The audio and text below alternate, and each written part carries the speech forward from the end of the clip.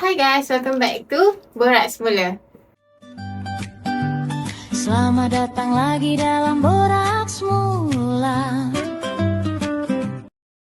My name is Putri Andawia. Okay, hari ni kita ada our special guest. Dr. Femi, tolong perkenalkan diri. Hello, hi everyone. So my name is Dr. Nur Syamimi Samsudin.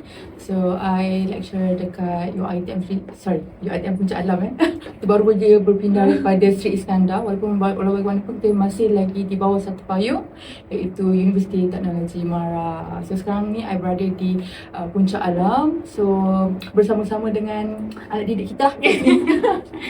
Okay.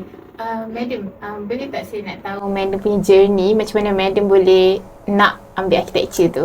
Okay, so untuk pengetahuan semua, sebenarnya I ni kira UiTM di hatiku lah. So I start I punya degree di UiTM. Time tu kami adalah batch pertama yang being introduced dengan Bachelor of Science in Architecture. During that time tak ada lagi honours. So you guys ni kira macam batch yang terbaik lah sebab dia ada kepujian tu. But my batch kita belum lagi ada kepujian kan. So during that time kita the only university yang tawarkan degree terus selepas SPM. So that's why masa tu my dad ada tanyalah macam so macam mana you nak start dengan diploma ke atau you nak buat architecture tapi you dapat degree. So dalam umur yang muda kita boleh dapat degree dalam masa boleh habis cepat lah kan. So I cakap my dad I memang nak jadi architect. I cakap so that's why I macam nak sambung buat course architecture. During that time pula, time tu memang since UiTM yang tawarkan degree, so that's why I pilih UiTM sebagai my first choice. Tapi Madam memang daripada kecil Madam nak jadi arkitek? Tak juga, sebenarnya daripada kecil nak jadi pensyarah bahasa Arab. Tapi at the end of the day jadi pensyarah jugalah, cuma bukan bahasa Arab lah. Sebab I ambil bahasa Arab masa I tingkatan 3 sampai tingkatan 1 sampai tingkatan 3, and then after that I pergi ke technical school. I dapat offer daripada MRSM juga, tapi during that time my dad cakap lah, tanya you nak pergi technical school ke nak pergi MRSM. So time tu I dah masuk technical school dekat Alustar. I sekolah dekat Sekolah Menengah Teknik Alustar, atau kita famous dengan they call it as Sekolah Menengah Teknik Highway. So kita betul-betul kat tepi highway. Sebab dekat Kedah tu, dekat Alustar tu ada dua, satu teknik Jalan Stadium and satu lagi teknik highway. So diorang nak differentiate tu, diorang panggil lah sebagai teknik highway satu atau teknik Jalan Stadium. So and then Madam dah pilih untuk ambil architecture sebab pasal satu lagi sebab dia terus degree. Betul. Okay, and then macam mana Madam boleh nak sambung lagi jauh ke master, PhD? Itulah sebab kalau for your information, I adalah budak civil engineering. Masa I kat sekolah teknik, I adalah budak civil engineering. Okay. And then because kita ada lukisan kejuruteraan, so kita macam ada extra marks sikit lah macam untuk kita masuk architecture. Dan bila I habis buat architecture, degree in architecture kan, dalam masa 4 tahun tu I kerja kejap. And then I memang nak sambung master, sebab time tu kita macam best juga. Kita start dengan lepas SPM terus ada degree. Pada degree sekejap you ada master. So macam I rasa better sambung lah macam tu. So and because of my dad juga sebagai penguat lah untuk support I belajar. Sebab my dad ni orang yang bijak, tapi masa zaman dia tak berkemampuan untuk further his study. So dia akan macam nampak anak nombor 1, 2, 3 ni ke mana arah dia, so dia akan macam guide that journey. So lepas I dah decide nak sambung master, nak ke PhD tu the different angle pula. Sebab lepas kita habis master, usually nak buat PhD ni dia tak ada macam jangka masa short time ke long time ke you nak buat PhD. Bila you rasa the right time dah sampai, you akan nak continue your PhD. Jadi apa yang buat Madam nak continue PhD kat tu? Waktu Madam buat PhD tu, Madam dah berkeluarga? Time tu I dah berkeluarga, tapi during that time I dengan my son lah. So masa I habis master, and then I kahwin, and then lepas tu I bekerja. Bila I bekerja tu, I kerja dekat firm about 2-3 years macam tu. Then I rasa I tak boleh lah, I ni suka mengajar, I ni suka bercakap. So I kena masuk on education, so I suka share knowledge. So I pilih untuk masuk ke architecture lane as a educator. Dan kebetulan time tu UiTM pun ada open learning sebagai pensyarah kan. So I just go and try nasib lah time tu. Tapi kiranya bila I masuk tu, I tak ada PhD lagi. I baru ada master saja. So during that time, university macam still menerima pensyarah yang ada master. So I masuk dan I bekerja dengan UiTM almost about 5 years macam tu. Tapi along the way tu, honestly speaking, bila I tak buat PhD, kita punya research mindset tu berbeza. So bila kita buat master in architecture ni coursework. So honestly speaking, dia berbeza dengan master in research. So kita tak ada knowledge on research. So I rasa sampai bila I dah kerja dengan UiTM tu about 5 years macam tu, I rasa I need to do something about my life lah. I kena elevate sikit I punya knowledge education on apa orang kata, on research kan. So I terfikirlah macam okay, kebetulan I tu baru 4 tahun, so I cakap I kena habis PhD sebelum anak I masuk JAS 1. Sebab I memang honestly speaking, I ni orang yang goal oriented. So I akan plan within a few years apa yang I nak. So apa yang I nak achieve. So that's why bila I certificate, okay, I think I kena start sambung PhD. I kena, sebab bila I tengok orang yang ada doktor dengan lecturer yang belum lagi ada doktor, the way dia berfikir tu a bit berbeza sedikit lah. Dan I rasa I ada sedikit difficulties bila I tak ada that research base. Bila kita nak assess student on research punya method tu, I rasa sedikit limit. Jadi bila, that's why I plan macam okay, I kena masuk buat PhD and see how is actually the research punya world ni. Bila you dah masuk, dan barulah you nampak the bigger pictures of research world. So bila I masuk dalam PhD punya lane, baru I nampak sebenarnya dia nampak macam lagi besar lah. So bila I assess student, sebelum I ada PhD dengan selepas ada PhD, memang I dapat rasa two different things lah. Macam tu. And macam mana waktu madam jadi lecturer, madam belum PhD lagi? Belum. Okay, and then madam jadi lecturer sambil ambil PhD, betul? Betul. Jadi macam mana madam balance both? Sambil madam kan ada anak juga waktu tu kan? So ada macam okay, sebenarnya sebab I buat PhD, kita bukan, I don't think kalau I seorang je, I rasa everybody dimomokkan dengan cerita-cerita seram kalau nak sambung PhD. Sebab setiap orang yang buat PhD, dia ada jalan cerita yang berbeza. Okay, for me, Alhamdulillah, masa I buat PhD tu, the very smooth sailing. Sebab I rasa mungkin sebelum I buat PhD tu, I dah go through satu situation yang sangat-sangat unexpected in my life. So benda yang Allah dah uji macam orang kata yang kita tak pernah fikir. So bila I go through PhD punya journey tu, I rasa macam Allah bagi macam jalan tu senang je. Tapi ada je among of the story yang cakap even dia dah go through 5 years, 7 years, 10 years pun dia tak habis dan dia stop. Ada yang sampai bercerai, ada yang sampai tiba-tiba hair wire, ada yang daripada rambut hitam jadi putih. Ada je kawan yang macam I anak seorang kan, that time dia 4 orang ke 5 orang anak, sampai dia dah throughout the journey tu 2-3 orang anak keluar kan. So maksudnya mungkin they enjoy the PhD journey itulah kan. But for me, I memang very goal oriented. So I set I cakap kat myself, sebelum I masuk JAS 1, I kena habiskan my PhD, which is time tu I ada masa tempoh 3 tahun je. So dalam masa tempoh 3 tahun tu, I sebenarnya takut juga boleh tak I habis on time kan. So Alhamdulillah lah, I rasa tak sangka juga I habis dalam masa 2 tahun 8 bulan during that time. Kiranya 2 tahun 8 bulan tu kira kejap lah untuk orang yang ambil PhD? Ada orang kata memang kejap lah. So kalau, okay, for your information, dekat UiTM ni kita ada kalau untuk Fakulti Alam Bina, kita ada 2 type of PhD, which is satu AP 991 and satu lagi AP 992. Macam I ambil AP 992 yang mana dia adalah mixed mode. Kalau AP 911 tu dia adalah fully research. Fully research ni maksudnya dia based on you punya own pace lah. Macam I mixed mode. dia sudah ada setahun kelas, lepas tu baru dia akan masuk fully research mode. Macam tu. So bila I ambil AP 992, dia macam kelas sikit. Every semester you kena present your progress. So dia kira macam kalau orang yang very structured, I think AP 992 tu sangat sesuai lah untuk dia. Tapi kalau orang yang macam dia ada their own pace, AP 991 is lebih suit them.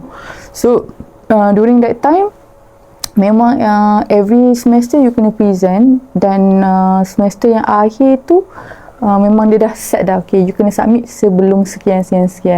During that time memang a bit haywire jugalah sebab ada anak kecil kan. Tentang anak I 4 tahun, dia akan macam and kelas I selalunya lepas office hour. Honestly speaking memang susah. Saya cuba untuk bayangkan madam punya rutin mingguan kan. So madam boleh cerita macam mana madam punya rutin mingguan waktu tu? Okay, honestly speaking, I memang import my parents lah. Memang my dad, sebab sorry to say, kalau you buat PhD ada anak kecil, memang anak you akan rasa sedikit terabai. Kadang-kadang mungkin ada family yang akan rasa you macam ada kepentingan lain. That's normal. Okay, so memang kadang-kadang bila kita nak sesuatu tu, kita kena korbankan sedikit yang lain. So that's why I set dekat myself, I cakap nak 3 tahun je. So I tak nak anak I terbiar lama. Tapi tak adalah macam kita ignore dia. It's just that macam ada certain time tu kita perlukan our me time with the thesis kan, untuk betul-betul kita fokus.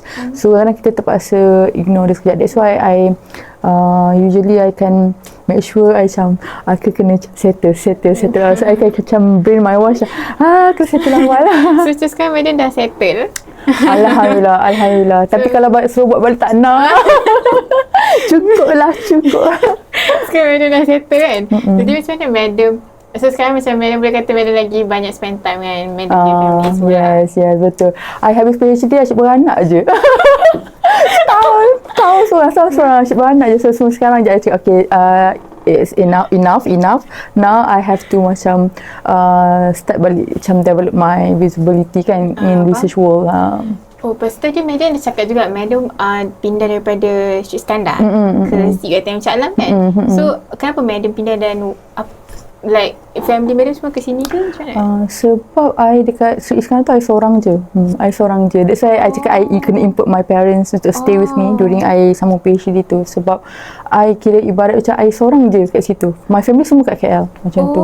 And then because of my dad, kebetulan time tu lepas I habis PhD, my dad punya kesihatan dah makin merosot. That's why I minta transfer ke Puncak Alam lah. Dan I rasa tak frustrated sangat sebab during dia punya orang kata life tu, I sempat jaga, uruskan dia and all that kan. And dia pun sempat tengok I naik stage dengan pakai sling pumping secara pumping dengan topi. Alhamdulillah lah. Tu memang I rasa I pun tak expect sebenarnya I boleh capai that level sebenarnya. Sebab macam it is not easy.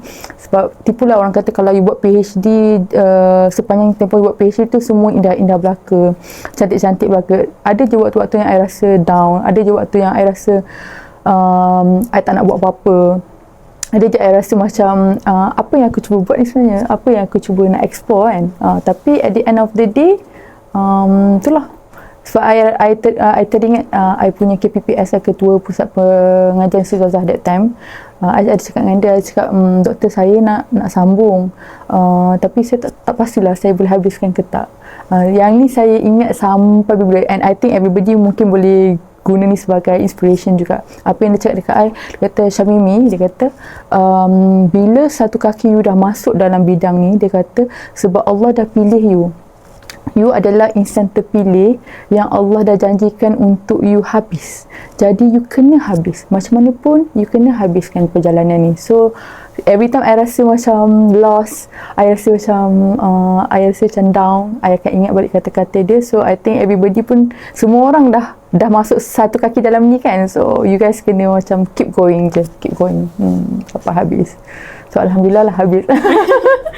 Jauh madam. So madam ambil masa agak-agak berapa daripada madam habis sekolah sampai PhD tu?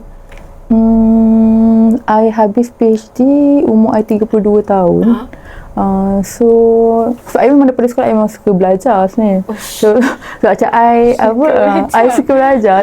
Antara even my siblings pun my mom cakap Kak Long ni memang dia suka belajar kan. So I kalau ada, I even though sampai sekarang pun kalau ada postdoc punya position pun I macam try nak plan apply, tapi sebab dah orang kata dah ada family, so macam dia a bit kekangan sikit lah. So for me I think during that time, sebab kalau buat degree 4 tahun, master 2 tahun, dah 6 tahun kan, PhD 3, so berapa dah? 9. Ya, so total 9 tahun lah. Okay, ada tak macam, okay sebab madam kan waktu tu dah ada anak kan, so like dengan kelahiran anak madam, madam rasa dia mengubah something tak in madam punya life?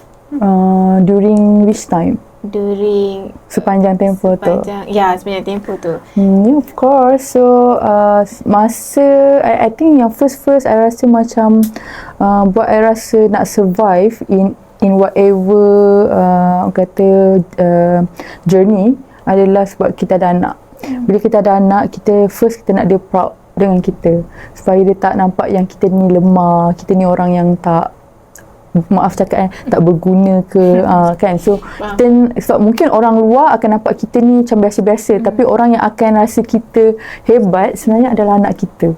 So bila you achieve something tu, is actually you nak make them proud, macam tu. And then kira, okay sekejap. So sekarang ni madam dia jadi lecturer with a PhD. Jadi apa madam punya future punya expectations? Okay, so sebenarnya bila kita berada dalam academic lane ni, kita kena, dia punya vision a bit berbeza sikit kalau kita practice. Kalau kita ada AR, definitely kita nak buka our own firm ataupun kita nak develop on our career in industries punya level. Tapi bila kita as an academician, at certain point kita nak develop ataupun kita nak enhance on kita punya expertise. So bila kita buat PhD, kita adalah expert on our research area. So macam I punya expertise on safety, on construction safety. So definitely I planning untuk enhance atau kata kembangkan I punya visibility on safety area lah. So for time being actually I dah start collaborate dengan a few industries, and also my colleague juga dia banyak networking dengan industri macam CIDB, DOSH and all that. So kita nak give balik kepada community. So I always tell myself, whatever knowledge yang kita dapat ni, kita kena giving back kepada community lah, supaya dia sebab I still masih ingat lagi ada one of the panel, my expert panel masa I buat PhD, dia cakap Syamimi, when you do this study, dia cakap kan, so what you are going to do with the study? Is it the study will be just on the bookshelf? Kan bila kita dah thesis, so adakah the finding that's it, dia akan stop kat situ. Dulu that time I tak faham. I cakap lah, oh actually I nak enhance on safety punya awareness and all that, blah blah, cakap macam tu lah. So dia kata no. Dia kata most of the PhD candidates when they finish their journey, everything is on the bookshelf. So how you will see on the outcomes of the research, and how you nak expand lah, macam tu maksud dia kan, how you nak expand the research. Now baru I faham.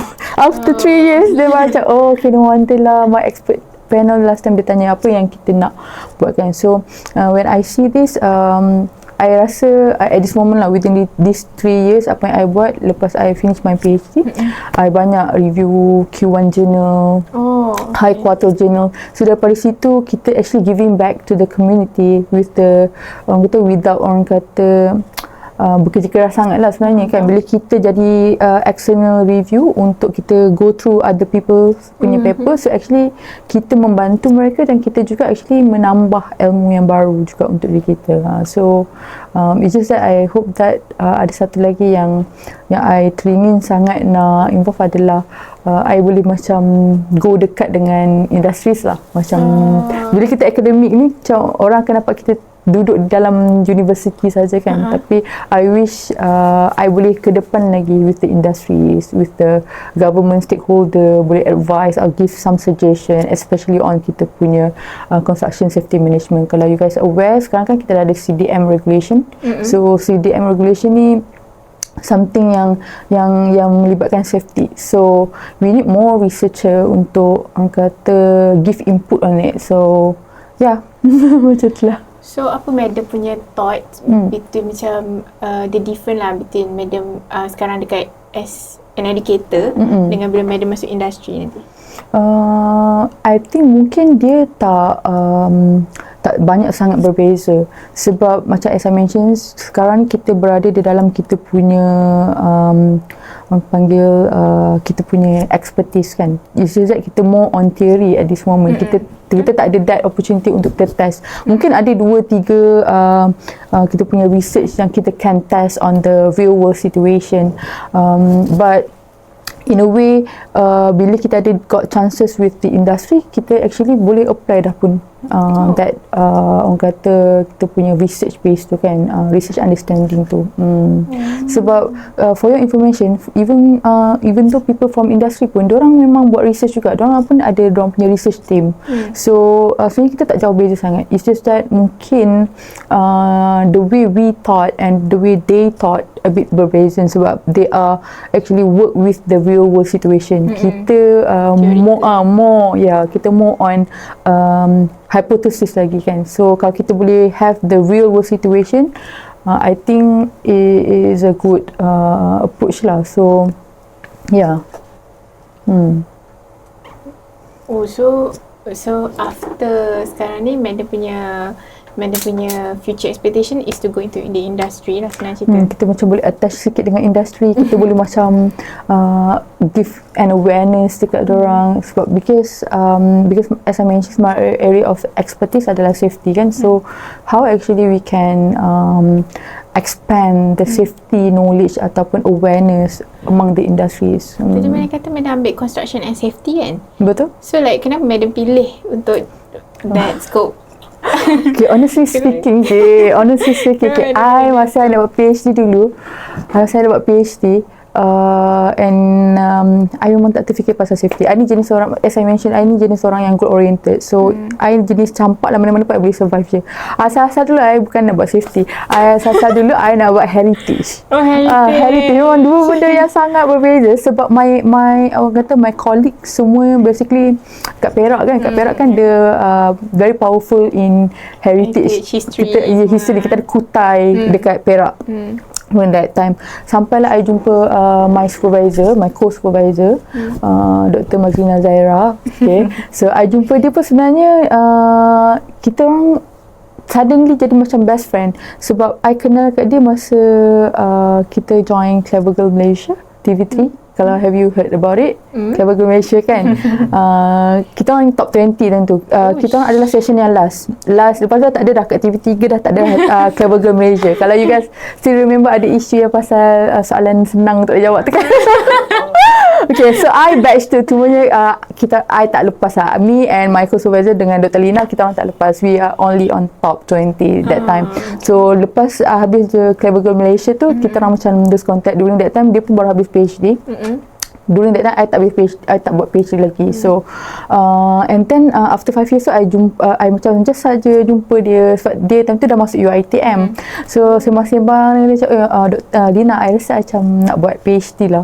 I nak buat dalam heritage. Lepas tu dia macam, no, janganlah buat heritage. Dia cakap, janganlah buat heritage. Okay, kebetulan dia memang expert in safety. Kebetulan so dia di antara tim-tim yang powerful dekat UiTM ni, yang enhance on occupational safety and health punya guidelines ataupun any studies related to that. So dia cakap, no, now why not you join team I, kita study on safety lah, on PTD tadi tu kan, prevention through design. So daripada situlah I said okay, you can give me a try. So I try, I macam study sikit pasal safety, and then even zaman belajar dulu pun I selalu cakap dengan diri I, even kita dapat design brief ke any subject yang baru, you kena try to fall in love with the topic.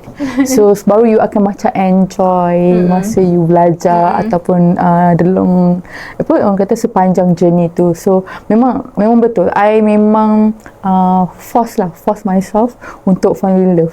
Tapi in order to force myself untuk fall in love tu, kita kena faham betul-betul dulu dia punya asas dia kan. So along the way tu, bila I dah go through, macam okay, not bad, this area is actually quite interesting to explore. Sebab you kena ingat, bila kita buat any research ke atau kita punya study ke kan, sekarang knowledge ni dia pantas every second akan ada publication baru, akan ada keluar paper baru.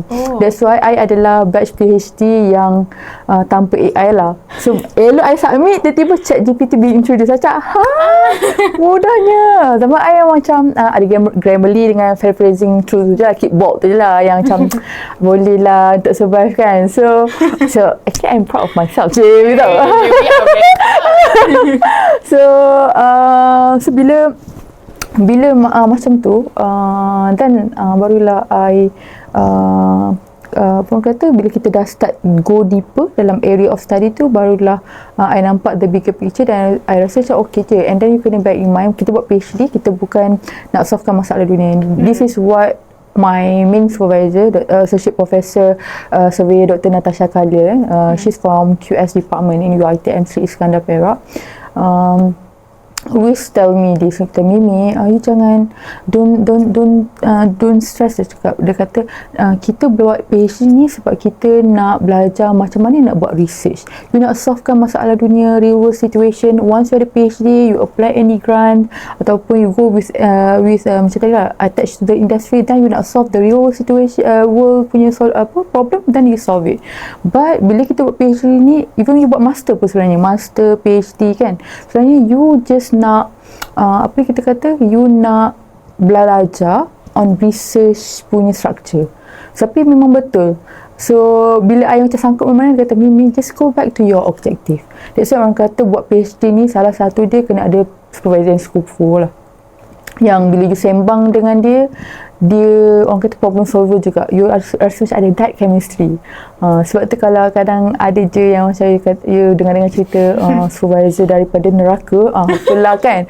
Sebenarnya it is true. I ada je my friend yang macam supervisor dia dapat banyak tebal. Dia buat master dia tebal sampai sekarang tak submit sebab supervisor dia keep macam tukar everything kan. Tapi I don't know, sebab Alhamdulillah I punya semua supervisor I sangat-sangat supportive, sangat-sangat sekufu. So macam mana dapat supervisor yang sekufu? First, bila you nak buat PhD, you kena jumpa potential supervisor you. Cuba sembang dengan dia dulu.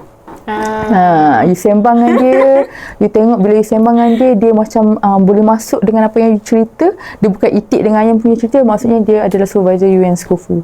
Dan kalau boleh, jangan cari supervisor yang terlalu busy, unless you orang yang apa, independent.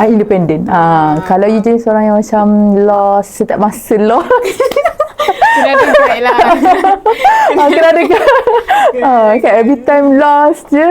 So memang susah. So, bila supervisor yang busy ni, selalunya dia perlukan you prepare something untuk dia go through. Kalau you datang kosong je, susah sikit lah.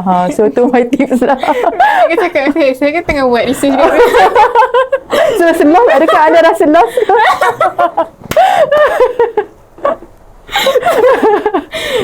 Nak cerita saya yang tengah tengok ni.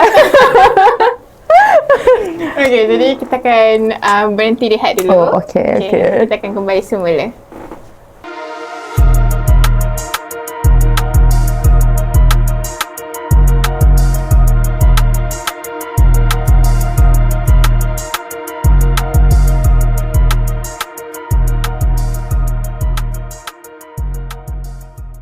Hi guys, so korang nak tahu tak, borak semula ni is brought to you by Dewi Daily. So hari ni kita akan minta Madam untuk rasa lah bersama-sama dengan kita.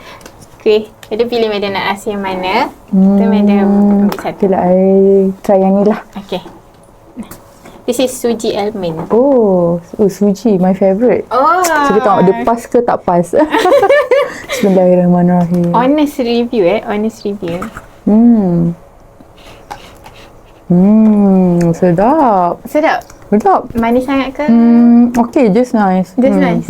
So, siapa yang suka ada nutty flavor sikit, you guys boleh pilih yang ni lah. Yes. Dia suji tapi Ada susu-susu sikit tapi ada nutty sikit flavor. Yes, dia suji almond guys. Korang boleh dapatkan. Okay, nombor kat bawah. Okay. Madam, macam mana Madam balance kan? Madam punya job as an educator dengan balik tu Madam nak kena mentally switch Betul. to be a mother kan? Sebab banyak lah yang saya tengok mama macam tu, kalau kita as a dad kan, dia lagi mudah sebenarnya. Betul. Sorry bapak di luar sini, saya minta maaf sangat. Ni pendapat saya lah. Okay, Madam? Okay, so sebenarnya betul. Masa mula I tengah nak adjust my life kan, lepas kita dah sebelum dulu I pernah cakap dengan my friend, my colleague, I cakap kalau I dah ada PhD, I macam nak santai-santai je. That's it, I dah, itu orang kata the highest, the end kan. So itu kan the end of level education yang kita boleh achieve kan. Ni ada lagi satu postdoc. You boleh lepas buat PhD, you boleh sambung postdoc kan. So sebenarnya memang susah lah, especially kalau macam I sekarang dah ada 3 orang anak.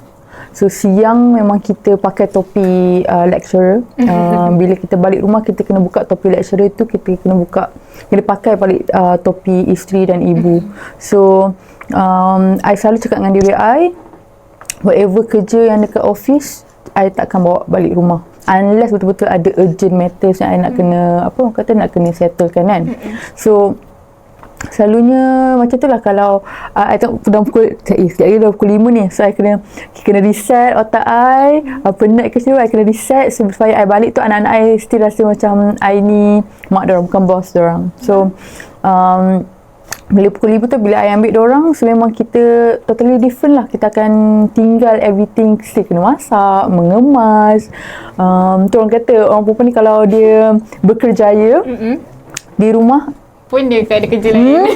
Dekat tempat kerja pun dia pun bekerja. So dia like 24 hours bekerja sebenarnya kan. So waktu rehat dia bila? Waktu rehat dia adalah time tidur kot. Macam tu. Ni air. Oh ya. Okay. Okay, benar-benar. Betul lah, saya tengok kebanyakan ibu-ibu kat luar sana pun memang dia orang tak ada, kalau kita kerja, kita ada shift. Kalau ibu-ibu yang sedang bekerja, yang tak bekerja pun saya tak ada. Tak ada pause. Ya Allah, ya Tuhanku. Tak ada pause. Memang 24 hours lah bekerja. Appreciate lah ibu-ibu anda di luar sana. Ya, kena tolonglah hargai. Okay. Itu as a mother. Tapi as an educator, Madam, apa Madam punya perspektif of kita punya generation, saya punya generation sekarang lah. Apa Madam punya perspektif? Adakah anda Gen Z generation? Yes. Oh my god, takutnya tacut lah. Tacut. Janji makna. Janji. Tak carut tau. Ya, tapi Madam macam mana sekarang? Madam dah jadi educator dah lama. So, dia nampak beza generasi. Oh, nampak. So sebenarnya, honestly speaking, I dah almost, this year almost 11 years with UiTM. So kita nampak lah ada transition daripada generasi ke generation. Sampailah ke Gen Z ni memang menguji kesabaran sikit. Maaf ya Gen Z tapi yang bagus pasal Gen Z ni sebab diorang cepat pick up sikit. Dia macam kurang blur lah sikit daripada maaf.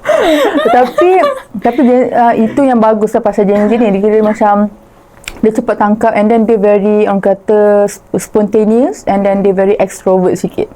Kalau macam sebelum-sebelum ni dia macam perlu kena push sikit, kena macam sort sikit kan, spoon feed sikit all the information. Tapi yang I perasan kalau Gen Z ni dia memang laju lah. Sebab yelah, you guys kan adalah berada di zaman yang penuh dengan teknologi.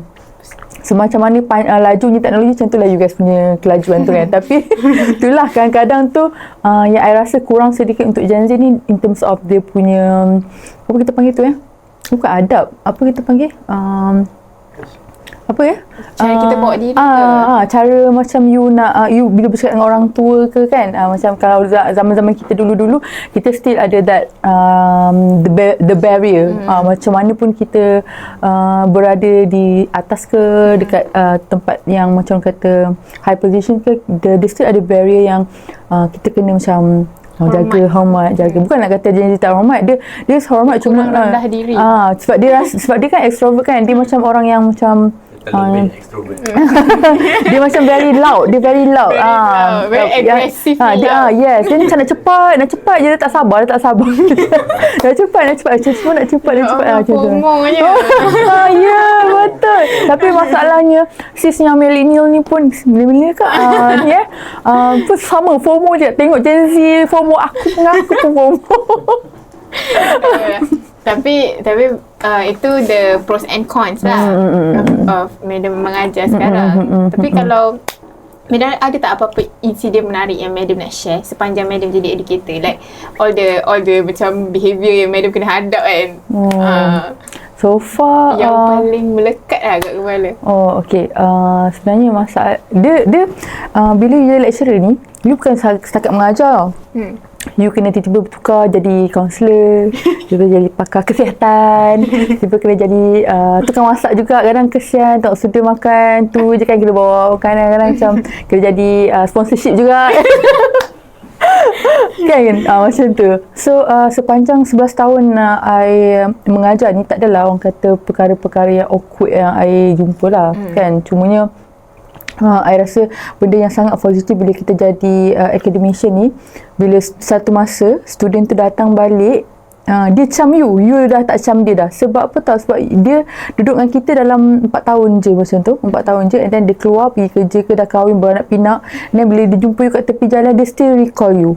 For me tu satu nikmat yang paling, orang kata paling best lah sebagai academician. I macam itu yang membuatkan I sentiasa rasa seronok je nak pergi kelas pagi macam di samping nak sentiasa nampak cantik je gitu. For me kan, sebab I kan, kita kan architecture student. Masa kita belajar, kita 24/7 selebet.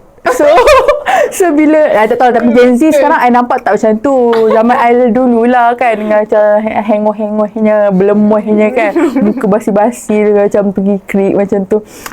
Gen Z sekarang dah lawa, pergi keluar tu, oi lawanya makeup, gaya bulu mata macam tu. So zaman I tak macam tu. Zaman I dulu kita very old school kan. So bila I dah kerja dalam bidang ni, I dah start ada masa untuk diri sendiri kan. So that's why I rasa tak kira I pergi kelas tu ibarat I pergi runaway. So I akan make sure dulu cukup lah, dah belum moh kan. So macam okay lah, kena cantik-cantik sendiri. So ada me time tu. Yes. Sebab tu I rasa dia rushing je kan. Sebab tu sebenarnya I selalu letak diri I dekat dalam student punya position, sebab kita pernah lalui apa yang student lalui. So selagi kita boleh apa ni orang kata, kita ada that empathy tu, I sentiasa letakkan that empathy lah dalam diri kita. So kadang I faham je ada student rasa macam tak cukup masa, ada rasa macam stress, rasa macam too much overwhelmed dengan assignment and all that kan. So kita try to orang kata balancekan benda tu. Tapi sepanjang tempoh tu memang I rasa appreciate sangat bila kadang tak perlu pun kena bagi barang ke apa. Kadang student lepas keluar dia, doktor terima kasih sebab doktor bagi saya A macam tu. Terima kasih doktor. Saya walaupun saya selalu saya tertidur dalam kelas doktor, tapi doktor saya dulu doktor punya saja. So yang tu for me dah macam dah best dah. Macam benda yang macam seronoknya. Ya, macam POV saya as a student kan, macam lecturer dia ada banyak student, tapi macam as a student, 1-2 dia ada lecturer yang tolong kan. Jadi macam memang ingat lah, memang ingat di kepala lah. So you guys kalau jumpa je lah, kadang walaupun your lecturer tu kadang dia macam macam tu, tapi dia sebenarnya dia ingat je. Tapi selalunya yang paling I tak tahulah kenapa, tapi student yang paling nakal lah paling I ingat. Student yang macam baik, cemerlang kan, yang tu I ingat. Cumanya dia macam lambat sikit nak datang that memory. Tapi kalau student macam nakal, yang noti-noti, yang selalu buat hal, yang tu yang selalu ingat. Sebenarnya maksudnya kena macam jadi nati-nati kan. Jangan. Dan sekarang kalau notice je masuk viral. Oh you lah, tu salah satu jugalah. Macam, sebenarnya apa you guys nak? Apa lagi yang tak cukup? Tiba-tiba. Tapi so kayaknya Madam puas hati lah Madam pilih to be a lecturer sekarang. Honestly speaking, I rasa macam ya Allah ya Tuhanku. Terima kasih. Terima kasih. So, honestly speaking, masa sekolah rendah, macam kecil-kecil macam anak I tu, memang masa kan kita mesti kat sekolah mesti cikgu ada tanya, okay, so cita-cita nak jadi apa? Kan? So, I cakap, saya nak jadi pensyarah bahasa Arab dan tu. Saya tak sangka macam sekarang I mau jadi pensyarah, and then walaupun dia bukan bahasa Arab, tapi I mengajar sebab I memang I pernah cakap masa I masuk kerja masa lepas I master, terus masuk dekat di TLM Architect. Okay, time tu fresh sangat. I pergi interview masa I tengah final crit rasanya. So I terus dapat. So saya macam kerja tu dah tunggu I sebelum I grad lagi kan. So I macam always rasa bersyukurlah sebab I time tu dah cakap okay, aku nak kerja dalam berapa tahun je, lepas tu aku nak mengajar sebab I live to talk and I live to share knowledge. I cakap macam tu. So Allah macam permudahkan satu sebab I honestly speaking, I masa kecil I nak satu benda tu susah nak dapat. I bukan daripada keluarga yang senang. Parents I biasa-biasa je. My mum dia warden penjara. My dad dia kerja penjara juga. Dulu dia warden penjara juga, tapi lepas tu dia tukar profession, dia jadi cikgu pertukangan. Dia mengajar banduan-banduan dekat penjara lah. So I rasa I inspiration daripada my dad juga kot, sebab my dad dia mengajar. So I rasa macam seronok je mengajar ni kan. So daripada situ I rasa I ada that minat untuk macam masuk dalam bidang education ni juga. And my dad memang orang yang, arwah my dad adalah orang yang macam very supportive, yang menyokong sepenuhnya apa yang I nak. So even I still remember when I was in tingkatan 3 kot time tu kan, FMR kan, because of my family bukanlah orang banyak duit. Just imagine my dad dengan my mum gaji sebulan 300 je time tu, kerja penjara, nak sara anak 30 orang. So I nak beli buku untuk belajar, I akan simpan duit sekolah yang my dad bagi. So betapa I appreciate every single cent yang I ada for knowledge. So bila I dapat peluang untuk mendidik anak bangsa ni, actually I always put myself zaman I dulu-dulu juga. So kita ada that's why I rasa kita akan sentiasa ada that empathy, dan kita kena selalu merendah diri lah. And my supervisor always said, Mimi, bila kita belajar ni, kita kena ingat satu benda. Biar masa kita nak collect data tu kita nampak tak pandai-pandainya, nampak sangat tak tahu, walaupun kita rasa bila kita buat PhD tu kita ada certain knowledge kan, tapi kita kena merendah diri macam tu. Kita kena, sebab kita nak dapatkan data humble, kita nak dapatkan data daripada orang yang lagi hebat. So kita tak boleh cakap, aku PhD student, so aku nak dapat data ni, so kau kena isi je lah questionnaire tu. Tak boleh. Kita kena ada that rasa humble tu, supaya lagi berkat. And then sampai bila-bila pun orang kata kita tak waste on the good things lah. So sampai sekarang lah I still ingat my supervisor cakap macam tu. So dia kata kalau you collect data, biarlah expert panel tu rasa you macam, maaf cakap, macam bodohnya kamu ni. Sebab memang masa I first collect data, banyaklah expert panel cakap, kenapa you buat macam ni? Kenapa you tak macam ni? You tahu kan? Kalau you buat macam ni, dia akan jadi macam ni. So, I sampai call my supervisor, cakap, doktor, saya punya ni salah ke? Macam ni. So, itu normal. So, along the journey tu, even macam you buat design kan? Orang A kata, lecturer A kata lain, lecturer B kata lain kan? Tapi, sorry. At the end of the day, kita nak, you yang akan decide. Sorry. Okay, so for kami punya last question lah, Madam. Kalau Madam ada satu benda yang Madam boleh cakap dekat Madam punya younger self, apa yang Madam younger self, your younger self. Saya kena tanya pasal advice kan, apa yang advice lecturer nak bagi dekat student, tapi tu kita boleh dengar dalam kelas. Hari ni kita nak dengar apa yang Madam nak cakap dekat Madam punya younger self. Okay, so sebenarnya kalau I got chances untuk cakap dengan my younger self, sebenarnya I nak cakap, Mimi, actually you dah gone through a lot in your life. Dia macam sedih sikit. Sorry. Tak payah, saya sama-sama sedih. Sebab sebab macam I cakap lah, I bukannya datang daripada keluarga yang macam bijak pandai, yang senang kan. So bila I tengok balik diri I yang dulu dengan diri I yang sekarang, sebenarnya I dah terbang terlalu tinggi yang sampai apa dia kata, you tak sangka you pernah jadi orang yang di satu masa yang di lowest part, sampai sekarang you dah jadi orang yang orang kata, bukanlah kata kaya raya ke apa ataupun bagus sangat, tapi you dah ada satu kehidupan yang ini yang you minta pada Allah, ini yang you selalu impikan pada Allah, dan Allah makbulkan benda tu. So just trust yourself. Just satu je I nak cakap dengan you guys, whatever that you guys harui dalam hidup you guys tu, walau susah macam mana pun, ingat je satu hari nanti Allah akan di waktu dan masa yang tepat Allah akan makbulkan, dan Allah akan bagi apa yang you guys minta. Mungkin you guys kena tunggu 5-6 tahun, perlu ke tunggu 10 tahun. I tunggu 6 tahun 6 tahun baru I rasa apa yang I rasa sekarang lah, macam tu. Okay, tu je lah. Dah sesi sedih pula kan. Dah gelak-gelak lepas tu sedih. Saya pun tempat sedih. Okay, for our last word, thank you Dr. Mimi. Oh, Allah.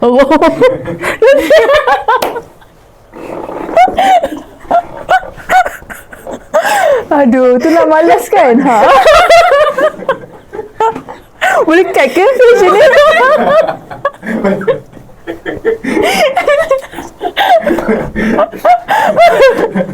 Aduh. Okay lah, aku cabut lagi sebelah lah. Kalau tak balance. Bagi balance. Okay. Dah balance. Itulah, malas nak nangis. Kau nangis je. Tweet. Aduh. Dia bawa pack. Oh my god. Okay. For our outro, thank you Madam Dr. Mimi for having us here. Jadi kita punya guest, and apa yang Madam cakap tadi is very inspiring lah. Terima kasih banyak sebab datang dan menjadi guest kami. Oh, thank you so much juga dekat you guys sebab jemput I untuk hari ni. Dan I think session ni sangat-sangat interesting. So hopefully kita boleh collaborate in other session pula nanti, insyaAllah. Jadi sebagai kita punya souvenir. Oh. Yes, ni souvenir untuk Madam. Oh, okay. Thank you. Cantiknya. Masya Allah. Handmade ni. Oh, iya ke? Yes, Madam boleh cabut. Boleh buka. Yes. Okay. Alright. Thank you. Mula semula. Okay.